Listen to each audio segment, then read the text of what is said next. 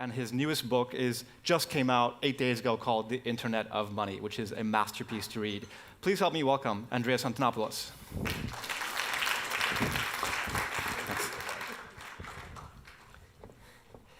Good morning, everyone. Let's start with a quick poll here. How many of you have used a digital currency like Bitcoin at least once? And how many of you own Bitcoin at this moment, or any other digital currency? Okay, we can fix that. If you like, later on today, come find me. I would be delighted to demonstrate to you how to set up a Bitcoin wallet on your smartphone, and I will give you your first fraction of a Bitcoin, not a whole Bitcoin, and show you how a transaction works. Because Bitcoin and the digital currency revolution it has started is best demonstrated and experienced than explained. It's actually very difficult to explain Bitcoin. I've spent the last 5 years learning how to explain Bitcoin. That is my full-time job. Unfortunately, the developers keep making new stuff, which I then have to explain all over again. So, for a moment, forget everything you think you know about Bitcoin. Forget everything you've heard about blockchain, and let's start from basics. In 2011, I heard about Bitcoin for the first time, and my reaction was exactly the same as the reaction of everybody else who heard about Bitcoin the first time, including its founder, and that reaction was, ha! Nerd money. That's probably just for gambling. 6 months later, I heard about Bitcoin again. And this time, I read the white paper that launched this system. And my background in computer science and distributed systems allowed me to see behind the illusion of what I thought Bitcoin was, and it blew my mind. In my life, I have now had 6 occasions in which I have become absolutely obsessed with a system of technology to the point of forgetting to eat, forgetting to sleep, and consuming as much knowledge as I possibly can. My first computer, when I was 10 years old, my first programming language experience, my first modem, my first access to the web, the first time I used the web browser, the first time I downloaded and installed the Linux operating system, and then Bitcoin. When I've discovered it, I spent 4 months consuming as much as I could, except food. I lost 26 pounds on the highly inadvisable diet of obsession. I have not emerged from that because I keep finding new layers of depth to understand this. And the reason it's so fascinating is because it isn't what it appears to be at first glance. Bitcoin isn't money. The blockchain isn't a system of currency. It is a platform of trust. It's not a company. It's not a product. It's not a service you sign up for. It's not a currency. Currency is just the first application.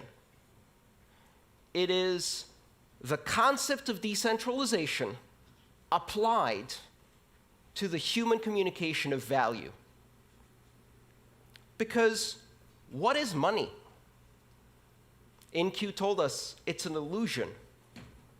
It's imaginary. And the reason we don't grasp that is because it's so deeply embedded in our civilization. Money is one of the oldest technologies that humanity has. It precedes writing. How do we know that? The very first samples of writing we have are spreadsheets. They are tallies and ledgers of debts owed, and money pre-existed that writing.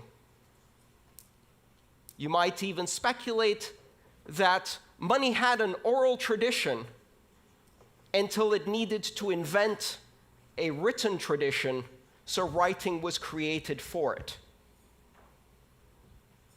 In the history of money that now spans tens of thousands of years, there have been maybe 5 major changes. From pure barter exchange to the introduction of the first abstraction of value, shells, feathers, beads, nuts, stones, and then precious metals, and then paper money, and then plastic money, and now network money. Bitcoin introduces a platform on which you can run currency as an application on a network without any central points of control, a system completely decentralized like the internet itself. It is not money for the internet, but the internet of money. And what is money? Money is a language. Money is a linguistic abstraction. Money is a language that we use to communicate value to each other.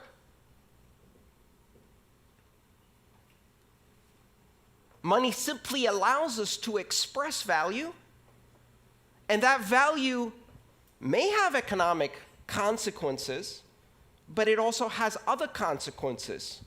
We use money to express and create social bonds and relationships and associations and to create organization. Bitcoin is the first system of money that is not controlled by any entity, that is completely decentralized. And what that does is it introduces the very same things that the internet brought to communication. If money is speech, if money is a language, and you disconnect it from all other media, and you make it pure speech, pure content, an internet content type, a protocol designation, money over IP, it completely separates it from all of these previous notions of nations, sovereign issuers, institutions that control. And so we go from institution-based money to network-based money. And of course, everyone will welcome this with open arms. Not a chance. What do you think they said the first time someone was presented with a gold depository certificate instead of a gold coin? They said, "That's not money. Go away." What do you think happened in 1950 the first time someone showed up at a motel and presented their Diners Club membership card and said, "I'll pay with this piece of paper"? That's not money. Go away. And now we're on the verge of a new transformation of money. We're on the verge of creating the first completely global, completely borderless, completely decentralized, and completely open form of money. One where you can build applications because this money is programmable. And you don't need to ask anyone's permission to launch an application any more than you need to ask permission to launch an application on the internet. And the only requirement to have a successful application on the internet of money is 2 interested participants. That is your market segment, and you have an application. and 1 million applications will flourish. When you push innovation to the edges of the network, when you remove the requirement for permission, what happens? Exponential explosion in innovation. The applications that could not be built on the old systems of money because they required permission, because they required a significantly large market segment, because they required adoption by many in order to be available at all. Now, none of those requirements exist. Anyone in the world can download an application or use even a feature phone with text messaging and immediately acquire the same powers that institutions of banking have today. And when I say anyone, that's only scratching the surface. Because ironically enough, not only does Bitcoin and blockchain currency not recognize borders, it also does not recognize people. It doesn't matter if you're a person or a refrigerator or a self-driving car. Throughout the history of money, ownership of currency required personhood, either as an individual or as an association of individuals in a corporation. Bitcoin can be owned by machines. Bitcoin can be owned by software agents. Machines can pay each other. And that is not just about economic activity. It's the basis for market-based security systems. It's the basis for creating bonds of authentication between devices. It's the basis of new applications that have never been done before. Bitcoin and blockchain technology unifies the systems of money. Today, we have systems of money for small payments, systems of money for large payments. We have systems of money for payments between individuals. We have systems of money for payments between companies. We have systems of money for payments between governments. Does that remind you of something? That's how communication used to be before the internet. We had systems of communication for pictures, systems of communication for letters, systems of communication for short distance and long distance, and the internet came and unified all of those. What the Internet of Money does is it creates a single network which can do a microtransaction to a gigatransaction in seconds, anywhere in the world, for any participant without permission. But if you just look at the application of money, you're missing the point. Because you can take the language, the building blocks of this platform, and use them to construct other languages that communicate value. Tokens, reward points, brand loyalty coins. Today, there are over 1,000 digital currencies using the design pattern, the recipe of Bitcoin. Most of them are junk. Some of them are not. And over the next decade, we are going to see tens of thousands and then hundreds of thousands of coins. Some will have economic use. Some will simply be expressions of loyalty, affiliation. They will represent items in the physical world, the title for a house, the controlling key for a car that can be transferred from one owner to another, and 5 seconds later, that owner can step into the car and drive away because the car can validate the new standard of ownership. We cannot yet imagine what applications we're going to build around this. But one of the interesting things we're beginning to observe is that money arises out of the social construct of Homo sapiens spontaneously. It even arises in primates. You can teach monkeys money. You can teach dolphins money. You can teach greys, parrots, money. And they will learn how to exchange abstract tokens for food and then use them to build social relationships. They'll also invent strong-arm robbery. Beat up the other monkey, take away its pebbles, eat the bananas. And we see that same thing happen in children. Toddlers invent money in kindergarten. Blocks and rubber bands and Pokemon cards and other little tokens, abstractions of value that they exchange to strengthen social bonds, to express loyalty and friendship, to learn about sharing. Children will be building currencies. Only this time, these currencies will be global, unforgeable, and scalable on day one. A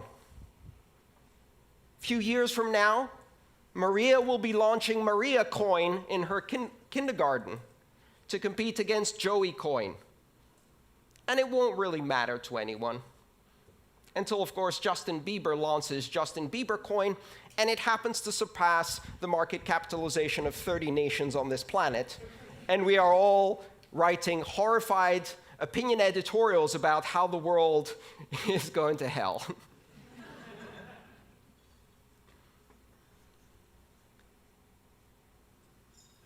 What's happening with this technology is astonishingly deep. And for certainly some of the companies in this room, it's a bit scary. Banking has never been the most innovative sector in the world because there is a very careful balance between innovation and the conservative fiduciary duty that exists in banking, that must exist when you control other people's money. And yet with Bitcoin, you don't control other people's money. In Bitcoin, I control my money. I have complete and total authority over my Bitcoin. It cannot be seized, it cannot be frozen, it cannot be censored, my transactions cannot be intercepted, and they cannot be stopped. And I can do so with almost complete anonymity, and so can anyone 5 minutes after they download an application, and money has changed forever, and banking has changed forever. The idea that you can proceed in the industry of money, in the industries of commerce, and maintain the same conservative attitude that has existed now for centuries, ever since merchants in Venice and Amsterdam started issuing depository certificates and providing banking services. That is gone. That is gone. You cannot operate closed systems that have borders and require permission to join at a rate of innovation that is controlled by the most conservative tendencies within your organization, because now you are competing with a technology that enables exponential growth, exponential innovation at the edges without permission by anyone in the world. And it's not about anyone in this room. Why? We represent the privileged elite. I can go onto a brokerage account, open it up online, and be trading on the Tokyo stock market within 12 hours in yen.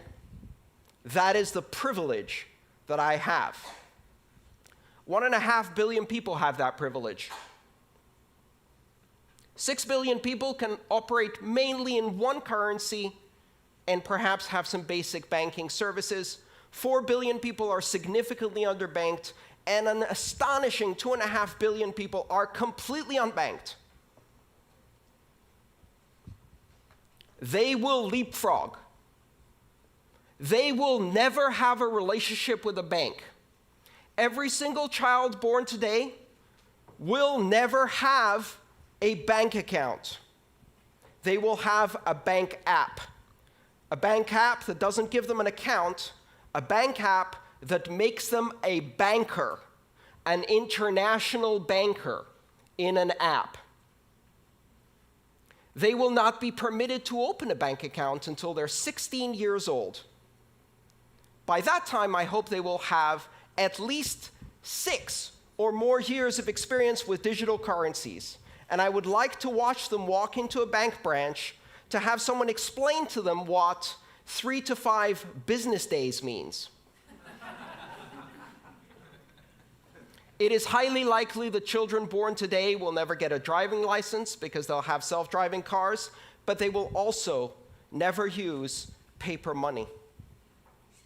Because by the time they get to an age where they really start using money, there is no paper money.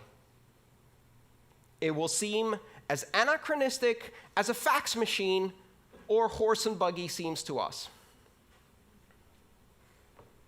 Exponential innovation on a global basis, giving access to the other 6 billion. They have enormous need, and this system offers them a solution. It's not ready yet. It's nascent. It's complex. It's impossible to use for most people. In 1989, I sent my first email. In order to do so, I had to compile a version of the Unix mail program using a C compiler and Unix command line skills. I had to set it up on the command line, type out my email, and that email was transmitted across the great internet in an astonishing 3 days. Exactly 20 years later, my mother replicated that experience with a swipe. Bitcoin today and all of the currencies that are built on that recipe are just at the same level that the internet was in 1991. Only now we have the internet. And so the rate of exponential growth has already started. The innovation is growing at an astonishing rate. I spend every single day full-time trying to keep up with Bitcoin. Just one currency, and it's almost impossible. Do not underestimate this.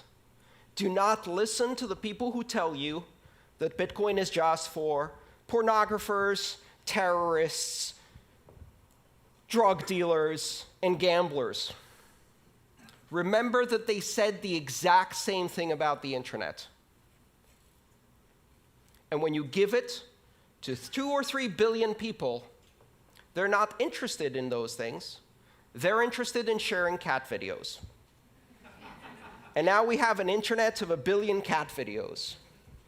When you take digital currency mainstream and give it to the 4 billion people who have been isolated from international finance and commerce, and you give them the opportunity to control their money against despotic governments and corrupt banks that are stealing from them, you give them the opportunity to control their future. You give them the opportunity to transact with everyone in the world, to own title on their own property in a fully transferable digital token that is recognized everywhere. Control over finance that cannot be seized, frozen, or censored. They will buy food, healthcare, sanitation, education, shelter, because that's what we do. And they will not be denied this technology. Do not underestimate where this is going. The Internet of Money was launched on January 3rd, 2009. It's coming. It's coming faster than you can imagine. It's deeper than you can fathom. It's more sophisticated than you can immediately understand. It takes years of study just to see all of the implications. And it is a gift to the entire world, a technology that represents the 6th greatest innovation in the technology of money, the most ancient technology of our civilization. Thank you.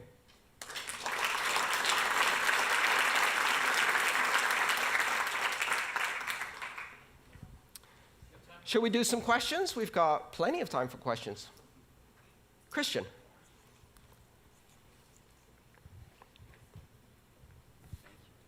What determines the buying power of the currency? How does it stabilize and what's required to stabilize it? So if I would buy some Bitcoins, who can manipulate the value of that? Everyone. The buying power of Bitcoin is determined in exactly the same way that the buying power of the euro, the British sterling, the Japanese yen, or the US dollar is determined through market forces of supply and demand in international liquid markets that operate around the clock. One of the fundamental differences is that Bitcoin trading never ceases. Has been going continuously for 7 years. The network never stops. Every 10 minutes, Bitcoin's heart beats, and transactions are processed. The exchanges never close. There is no closing price for Bitcoin. It is a rolling average. And in that trading, a market capitalization of approximately $12 billion is now traded internationally. What is $12 billion for a global currency? It's a guppy swimming in shark-infested waters. And every trader, every whale goes in there and just kicks that price around. So right now, the experience of living on Bitcoin, which I have been doing full-time for more than 3 years, is a roller coaster. It's an absolute roller coaster. I've seen shifts of 20 or 30% in a day. And yet, if you look at the long-term trend, volume goes up, transactions go up, and volatility keeps dropping. And the beauty of it is, I can't sell that to an American. I can't sell that to a Brit. I don't need to sell it to an Argentinian. I don't need to sell it to a Brazilian. I don't need to sell it to a Venezuelan. I went to a conference and an Argentinian told me, I'm not worried about volatility. Our currency has volatility like this. Bitcoin has volatility like this. I'd rather be going in that direction. And you don't need to tell them why. Their government threw people out of airplanes not more than 35 years ago for disagreeing. They already know why the separation of state and money is a good idea. And so volatility is relative.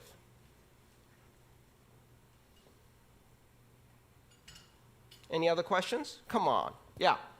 Let's get a microphone to you. 1 second. Yeah, okay, so only one short. Sorry. Where are we? There you are. Sorry. Thanks. Great speech. Obviously, it sounded a little bit like one side of the coin. So we also read all these, big hacks, and I don't know, on Bitfinex, I think they stole 40% of the money.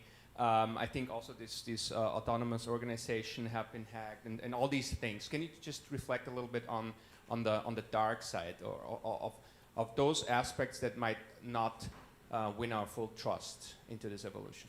Absolutely. The steering wheel was not invented until 30 years after the automobile was introduced. Why? Because the first automobiles had 2 leather straps that you pulled left or right to move the car, to steer the car. They used horse reins to steer cars. That's called skeuomorphic design. It means keeping a shadow of the former past in your new system, failing to see the new dimension, and replicating the past. Here's a currency that is not centralized, where your money is your money. Your keys, your money. Not your keys, not your money. So what is the first thing we do with this new system? We build centralized institutions of custodial control that take other people's money and hold it for them. Well, guess what? The entire history of banking, the entire system of regulation and oversight is based on the simple, centuries-old understanding that when somebody else holds your money, chances are they're going to run away with it. And the entire system of regulation is designed to prevent that, and yet it still happens all the time. in hedge funds, in banks, in national currencies all the time. And so, of course, if you replicate custodial accounts, exchanges that take other people's Bitcoin and concentrate it, it happens again. Even worse, because there are no oversight and regulations in most of these spaces. The answer is really simple. Stop centralizing the decentralized currency. Stop trying to replicate the banking past in the future of money. And the important thing to realize is that security in Bitcoin is an emergent property that exists because of the decentralization of control and power. If I want to hack 1 million customers' Bitcoin and they're holding their keys, I have to hack 1 million customers. If they all give their keys to one person or one organization, then we've got a honeypot. A honeypot that attracts the attention of every hacker on the planet. And notice what's happened. Over 7 years, and with a market capitalization of $12 billion, Bitcoin is the largest cryptographic deployment in the world, the largest public key infrastructure in the world, the largest security honeypot in the world. And it is not secure because it doesn't get attacked. It is secure because it generates immunity by being attacked all the time, 24 hours a day by the most sophisticated attackers this planet has. And if you, in that environment, set up a centralized custodial exchange using PHP and MySQL, and you park a $150 million honeypot in there, you're inviting the sharks. Bitcoin banks get hacked. Bitcoin exchanges get hacked. Bitcoin has not been hacked and cannot be hacked because there is no point of control that you can apply pressure on. It's completely decentralized. All right, maybe one more question? Yes. Where does supply of Bitcoin come from? And how are you sure the market doesn't get oversupplied? The supply of Bitcoin is determined algorithmically based on a geometrically declining supply function, meaning that in the beginning, every 10 minutes, 50 new Bitcoin are created. So every block, the heartbeat, 10 minutes, created 50 new Bitcoin. This Bitcoin is used as a reward in a game theory-based security model that ensures that every transaction is independently validated by completely anonymous actors who have to stake electricity as a guarantee of the security work they've done. And if they succeed in doing the security work of validating transactions correctly, they earn as a reward, based on a probabilistic return, that reward, 50 Bitcoin every 10 minutes. That's how currency is introduced into the economy. Every 4 years, it gets cut in half, 50 to 25 in November of 2012. And this year, in July, this past July, we had our second halving event, which was celebrated with birthday parties all over the world.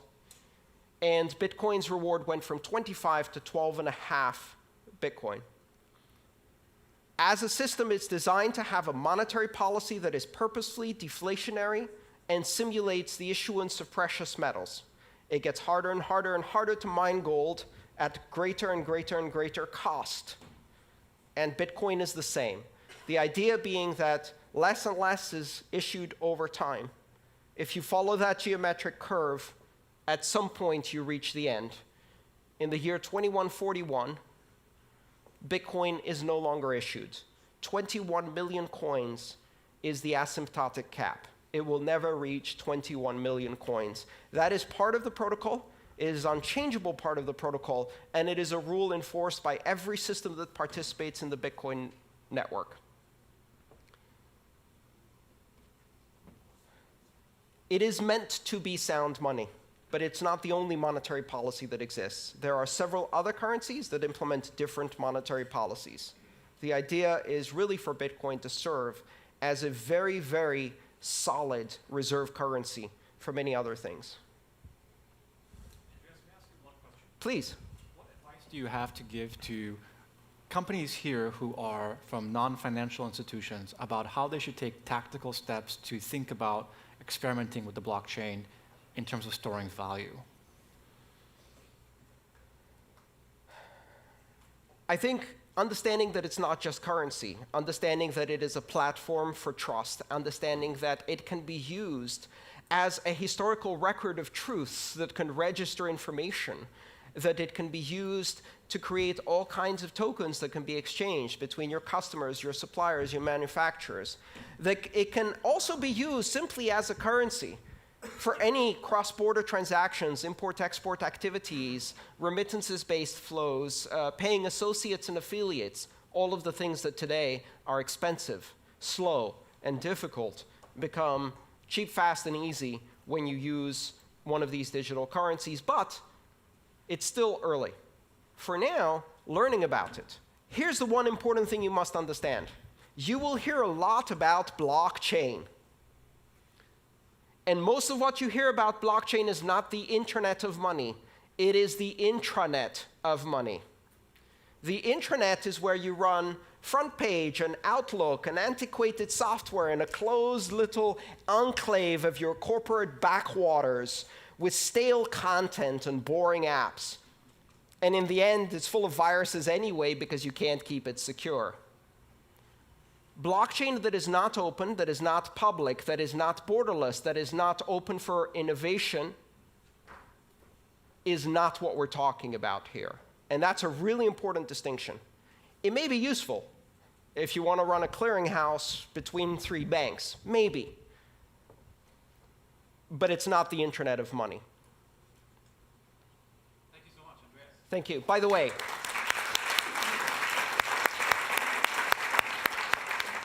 everybody who asked a question gets a free copy of my book. Come and see me in the back there. Thank you so much.